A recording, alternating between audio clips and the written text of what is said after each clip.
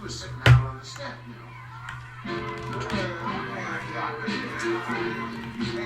Hello, welcome to the Online Strength Coach Podcast, episode 83, What Federation to Compete in as a Tested Lifter.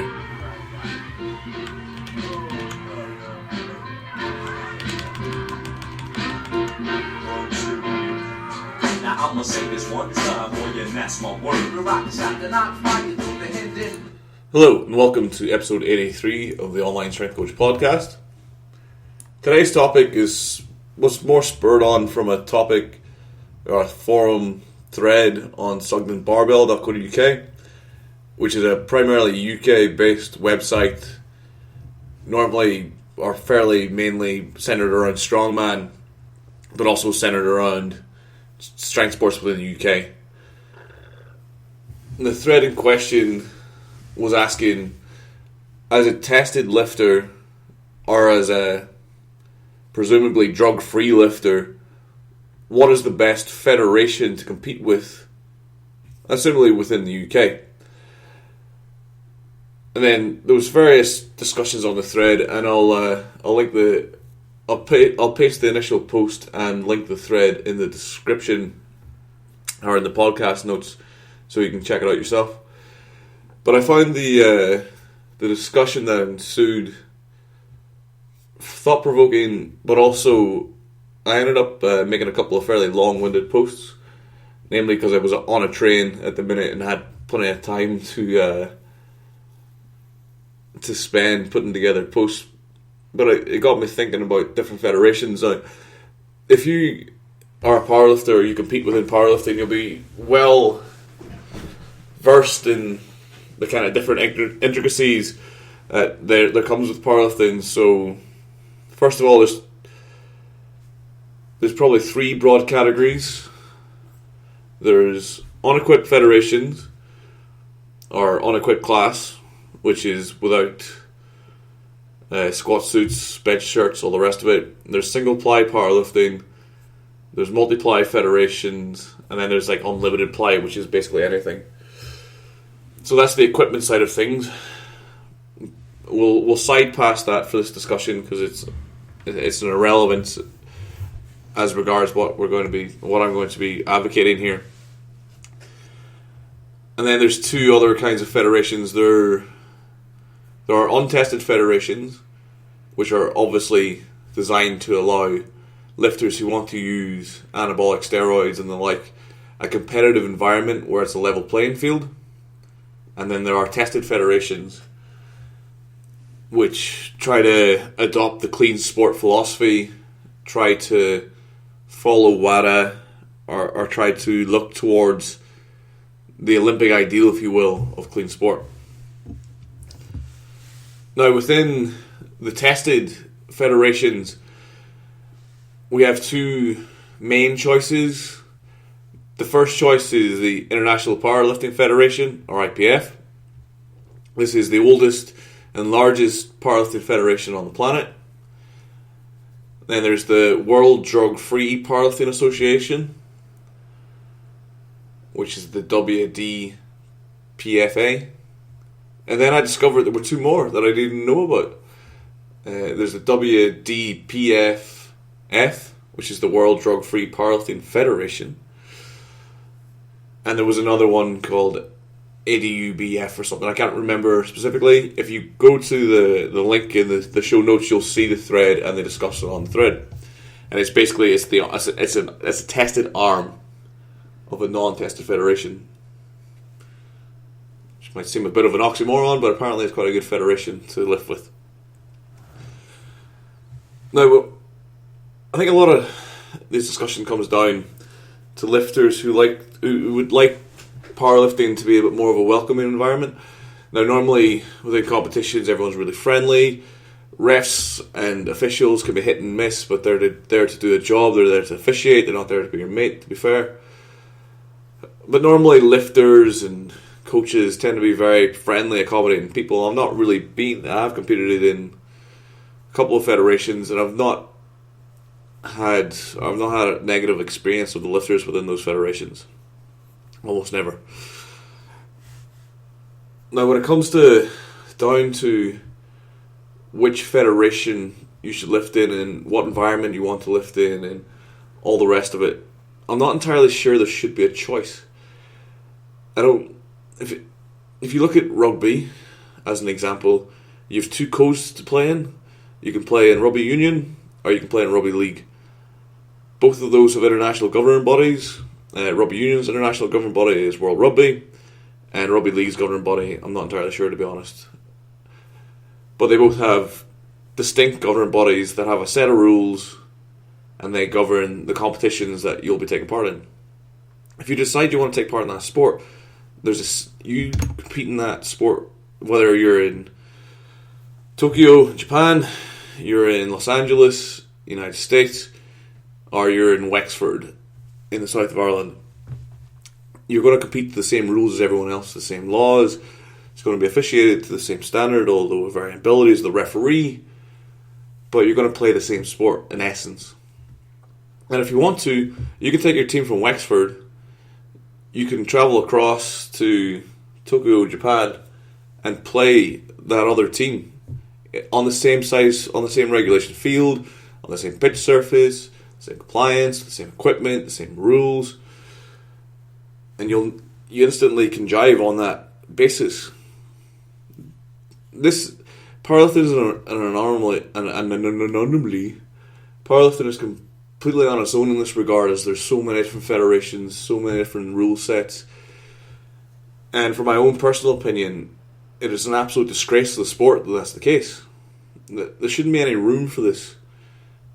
This indecision. Should be a nonsensical question that people can ask. What federation should I, or what governing body should I lift with? There should be one federation. And there was a post on Facebook today that I thought was quite good, talking about Mickey Mouse federations and people claiming to be world champion or world records because they lift with, again, the IDWPF. I can't believe it's not the Powerlifting Federation World Championships that are held in Ireland every year, and guys are claiming to be world record holders or claiming to be world champions, when what they do is they take a soft option by going into a federation where there's no one fucking lifting there. And that can sometimes be happenstance where someone isn't really too aware, but by the time someone gets to a world championship, regardless of the level or regardless of the standard of that world championship, that person is well aware of their different federations. They're well aware of the standards of those federations. Yet some continue to want to pursue the soft option. They want to take the easy route. That is not something that should exist. There shouldn't be that option within our sport. And quite frankly, it makes me embarrassed to tell people to talk about my sport sometimes, because these things exist. They might say, "Oh, I know so and so from this gym, and he's a world champion powerlifter. What's his lifts?" And then you got to get into the discussion about intricacies of this and that and the other thing. It's kind of the same issues that I have with equip lifting, or with American Raw as it is with knee wraps. As in, it's just another thing to explain. It takes away from what makes sports great for most people. People like to compare, so people would love to compare Ed Cohen to Dan Green, for instance, we say. And you can maybe make that comparison, both use knee wraps. But then Dan Green competes in a federation where he has a 24-hour weigh-in. So he competes at 100 kilos, but lifts on the platform 110, 115 kilos, maybe 120 kilos if they've got the cutting protocols. Yet they'll claim all-time world records. But how can it be all-time world record if one lifter does a 400 kilo deadlift with a 2-hour weigh-in and has been drug tested, regardless of whether it's cheating or not, that has a knock-on effect to their ability, or the ability that they can perform to on that platform.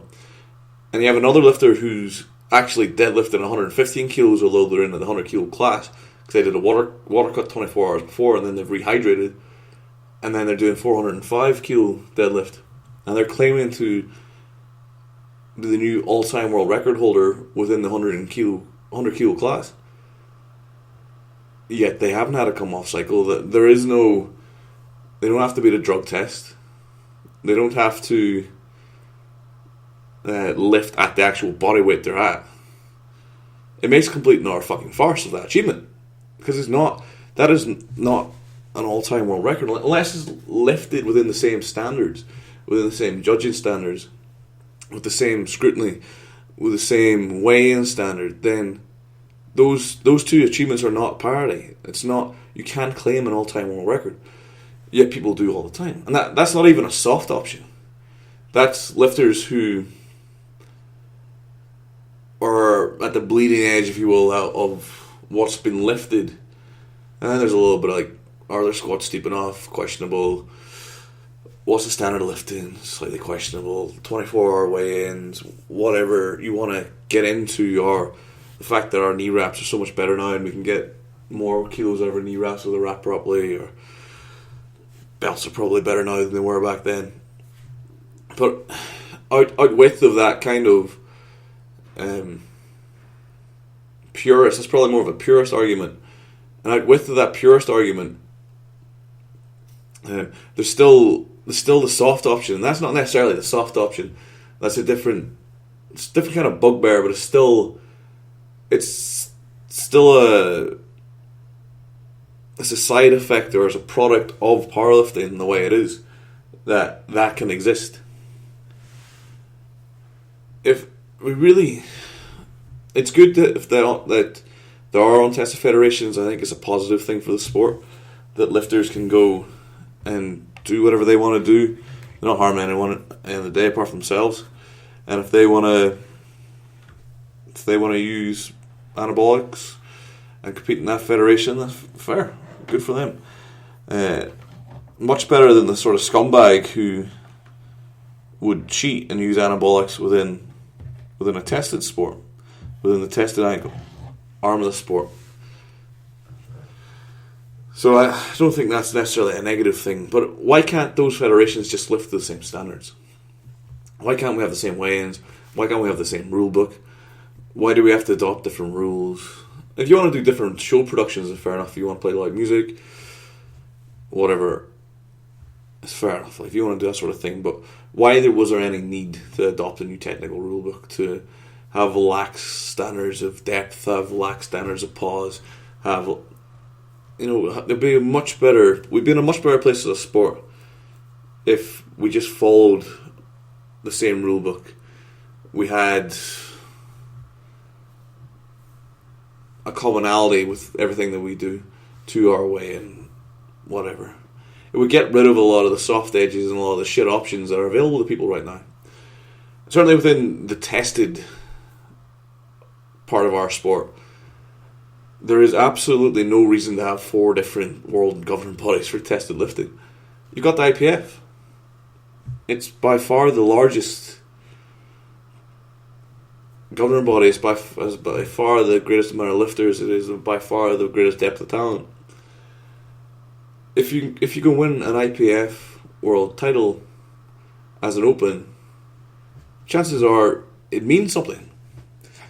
If you win a WDPF world title, it doesn't really mean as much. And we're going to bring some flesh to this, because I've got the results from the World Championships for both of these federations from last year. Let's just go through some numbers here. So I'm not going to name names, but I'll link both of these documents. So let's look at the 90 kilo class. So the winner of the 90 kilo class in the WDPF, I'll just get this, in the WDFPF World Championships 2015, held in Italy, was an English lifter, weighed in 88.5 kilos, had a 675 kilo total, and a 399 Wilks. That score would have got him 16th place are, put it another way, second last at the IPF Classic. The winner of the IPF Classic this year in the 93 kilo class, so bearing in mind 4 kilos heavier, totaled 832 kilos and had a Wilks score of 524. If we look at a lighter class, we look at the 83 kilo class. The winner of that last year was Brett Gibbs, weighed in 82.4 kilos, so giving away 4 kilos in body weight. Total 775 kilos, so 100 kilo higher total at 4 kilo less body weight. And they had a Wilks score of 519, so 120 more Wilks. If the winner of the WDPFA, or I have to keep checking this, WDFPF 90 kilo class had entered the 82s, lifted at the same body weight, had the exact same performance, they would have came 6th in a lesser in the weight class down from where they competed. If we look at the 110 kilo men,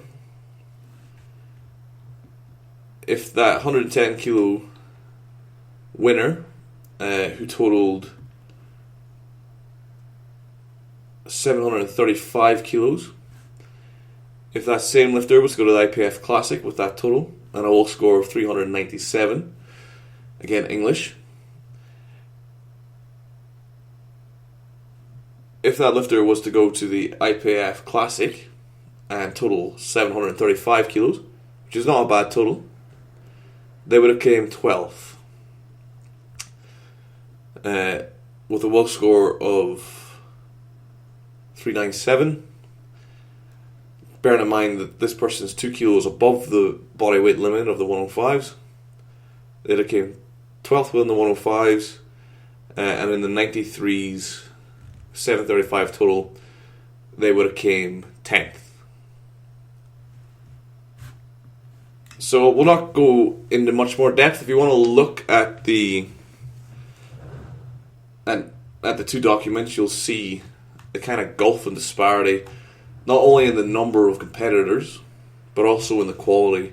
The totals being made up within these two federations. There is no real comparison. There is obviously a much higher standard of lifter within the IPF. It's common knowledge. So I guess where I would ask the question would be, why is an untested lifter, would you choose the lesser of the two federations, both of competition, standard of competition, history? Why would you choose the lesser of the two options and then claim to be world champion? I know not every lifter that goes to these competitions and wins the competition will trumpet being world champion or having world records or whatever they want to put across. But my point is this option should not exist, and it makes a mockery of our sport to an extent, and it does actually genuinely make me embarrassed about powerlifting as a sport. Being someone who works in other sports and works with other athletes and has done for quite a while, how that exists, and it completely baffles people. Like, if you talk to a hockey player, you talk to a sprinter, you talk to even a weightlifter, it completely baffles them, the situation that we are in powerlifting, and it is a complete nonsense, and something that I say has got to stop. I don't know how we're going to stop it from happening, but it's probably not going to stop.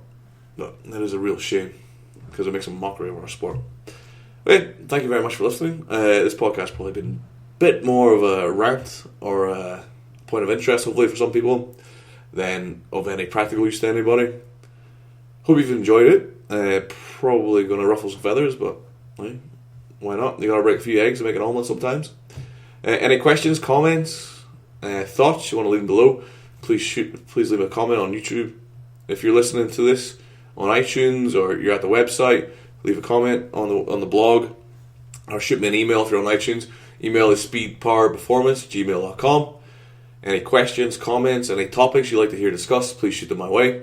Thank you very much for listening. If you're listening to this on YouTube, please give us a like and a subscribe. It helps tremendously with the channel.